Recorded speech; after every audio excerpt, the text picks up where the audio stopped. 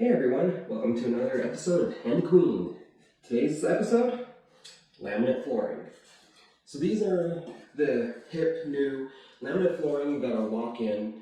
They range from really cheap to pretty expensive. I prefer the medium ones that are pretty thin and that are not there's some that have the wood underneath them and they say they're scratch resistance free. Don't believe that. They're not. They actually scratch and chip.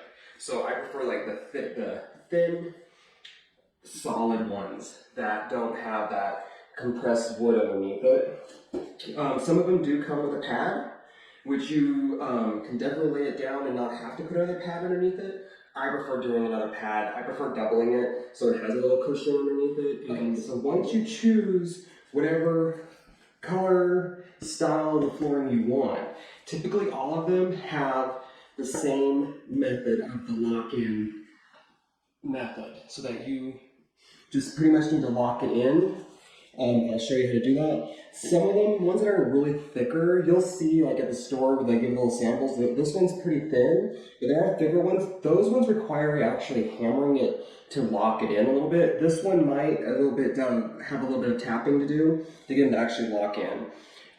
There's tools around the department that you'll see that come for sale with these as well.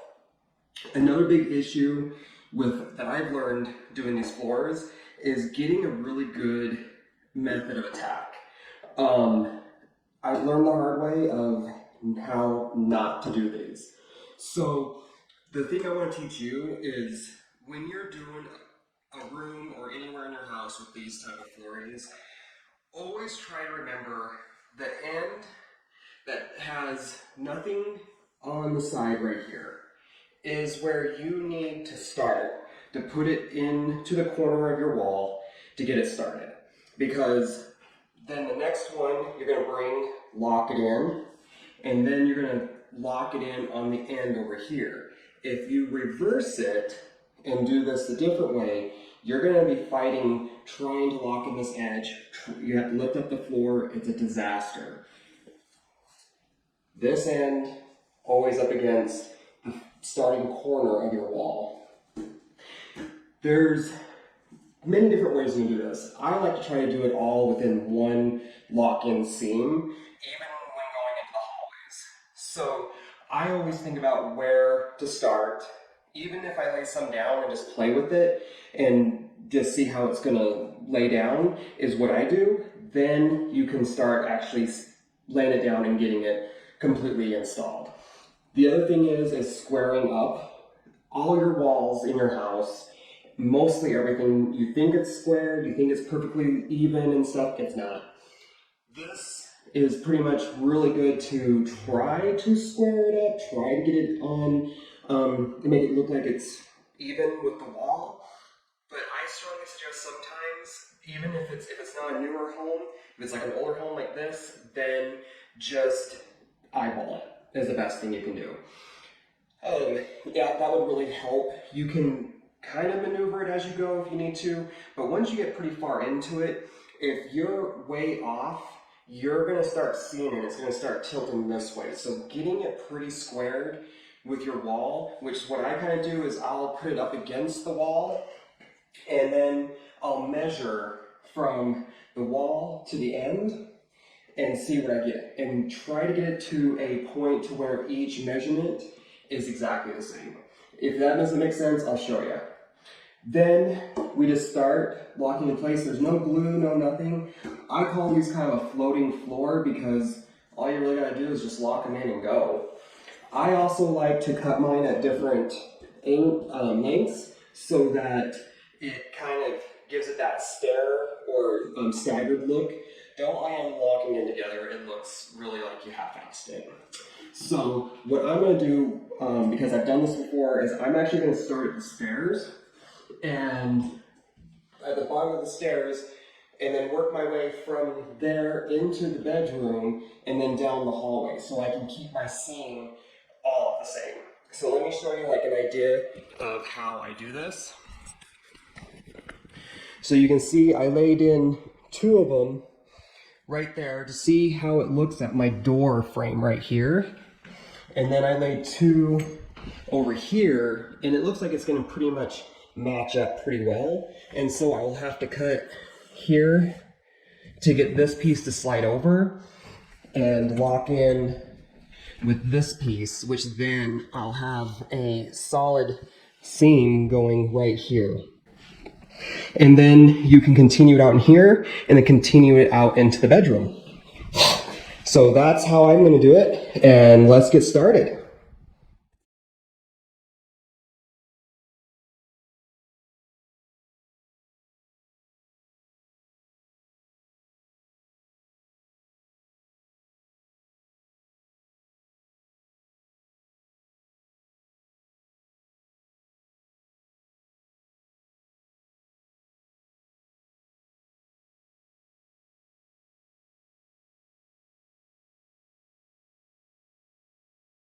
Okay, everybody, so I got my cork padding down, and as you can see, it's not perfect. It doesn't have to be perfect because you have your boards that also have a little bit of padding on it.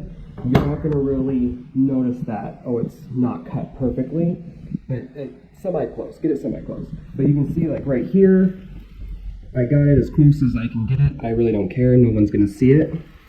But the main thing is when you overlap it, or anything, don't let them overlap because you will definitely feel that underneath your feet when you're walking on this.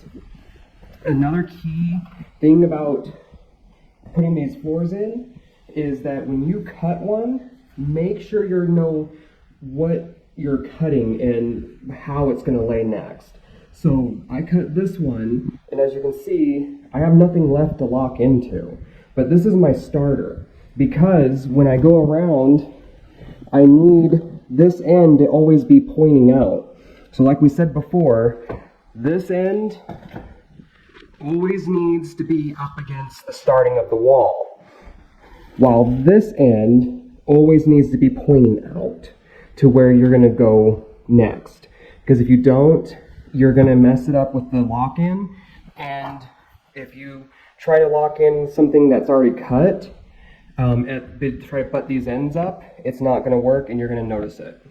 So I'm going to keep going with this. Like I said, I cut this one, so then I can lock this one in.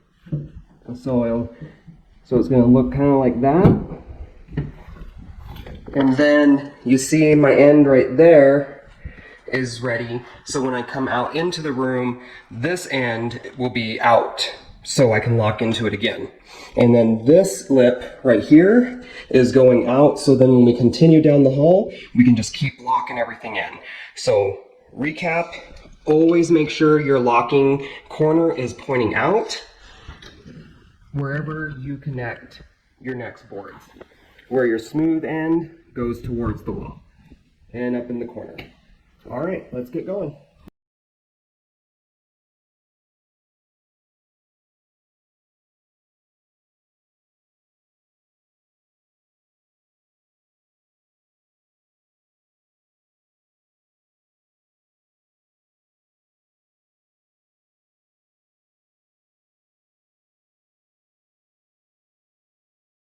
Hey guys, okay, we're in the cutting room. I just wanted to help you with a piece of advice, a big one, that I've noticed as I've been doing these floors over the past few years. Because like I said, if you're cutting your board wrong, your locking edges will not line up. Like, you know, like this piece and several pieces down here that I have, like this is junk because you can see on this edge, there's no locking. So you can't put them together like this, or else they're gonna slide up and do this or come apart.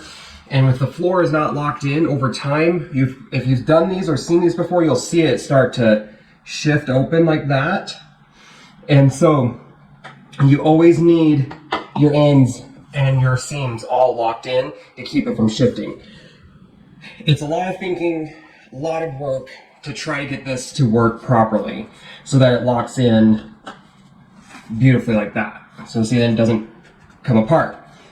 One thing, like I said, when you're starting these floors, to always start with this edge up to the corner of your wall and then work out from there to where this edge right here that has the corner on it, that you have a lock-in lip on the side and another lock-in lip right here. This one needs to be pointing to the direction you want to finish the room. That's the best way I can explain it. But when you come in here to cut them, it can also get confusing, because if you cut one end wrong, again, then you're butting up two ends that don't have a lock on it. So I've noticed a pattern that when I'm cutting these, and you're like, which way do I cut it? This entire floor I've been doing in here, and ones I've done before, I've noticed that this edge that I keep talking about right here is always to my right, and it's always pointing to the right side when I cut it. If you keep that in mind, then anytime you're cutting something, just always go, my keystone edge is always to the right of me when I'm at the table saw. So that's my advice, because now I'm going to cut this.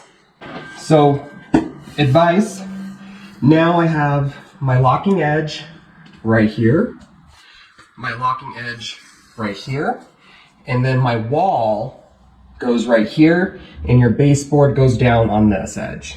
So see how I kept the keystone corner, I call it, to the right, caused it to be able to be cut properly. So then another piece of advice is don't throw this away. What you'll notice is a pattern starting to form to where you have now this excess piece that has that keystone corner on it, that now you go back up to the beginning of your row again, start with this one, your wall here, lock in, continue down. And so don't throw these away. I keep all of these. Wherever there's that little corner at, like this one, even a tiny little one like this, keep those, because then you can lock them in like so and continue the staggering of the floorboards. So that's my advice. Always watch this end. Can't say enough. This end, if you don't keep an eye on this and where it's going, right here on this corner, your floor is going to be messed up and you ain't going to be able to save it, and you're going to end up wasting your boards. So, again, watch your corner. All right, let's keep going.